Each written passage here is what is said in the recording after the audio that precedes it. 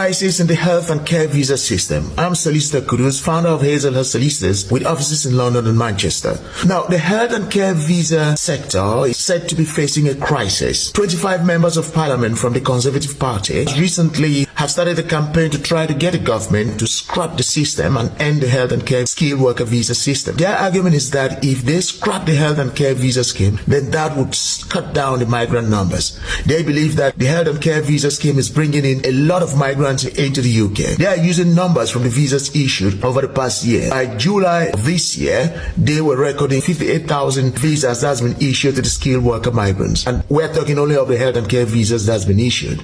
So according to them, they believe there is a crisis with the health and care visa scheme. I am an immigration solicitor. Do I think there is a crisis? Yes, I think there is a crisis. However, my perspective as to why there is a crisis is definitely different from that of the 25 member of parliament from the Conservative Party. What is my take on it? This is my take on it. There is no denying that there is a crisis in the health and care visa scheme. Now, the power to employ and to issue the visas lies in the hands of the employers who are providers of the health and care in the UK. Now, in order to issue visas, you need the certificate of sponsorship. And the certificate of sponsorship, since it is issued by this employer, the power is in their hands. They are genuine providers and employers within the health and care sector.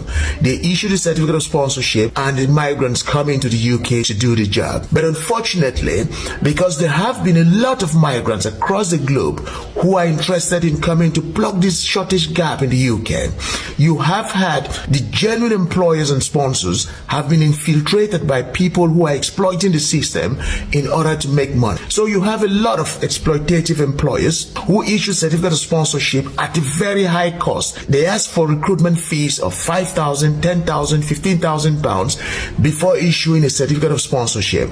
But when they issue the certificate of sponsorship and visas are granted to these skilled worker migrants, they come to the UK, there are no vacancies. So the vacancies these employers have reported to the Home Office as being available are not genuine. So they are themselves in breach of the immigration laws. They are fraudulent because their aim is to make money.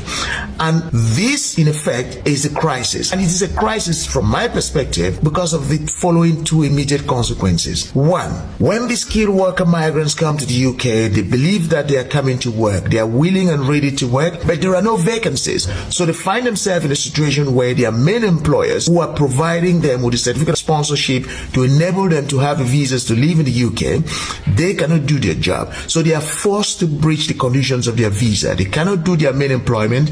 They end up doing supplementary employment of 20 hours a week.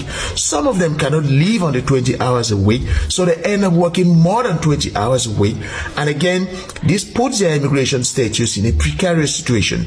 They end up breaching the conditions of their visas. This is not within their control. This is not within the control of the skilled worker migrants because they have come into the UK willing and ready to work. They've not been told that they're not going to find employment when they get into the UK. This is an immediate problem because it affects the visa status of the migrants, and thousands of migrants find themselves in this situation where they cannot fulfill the conditions of their visa. The second immediate consequence, of course, is for those who cannot find any employment at all. So they come into the UK and these exploitative employers or agents cannot provide any sort of employment. And if the migrants cannot find even the supplementary employment to do, then they become destitute. And destitution is an immediate consequence of the crisis. Destitution is an immediate consequence of the crisis as far as I see it in the UK. Now, what are the long-term consequences? Obviously, ultimately, the government would step in to try to resolve the problem of the crisis.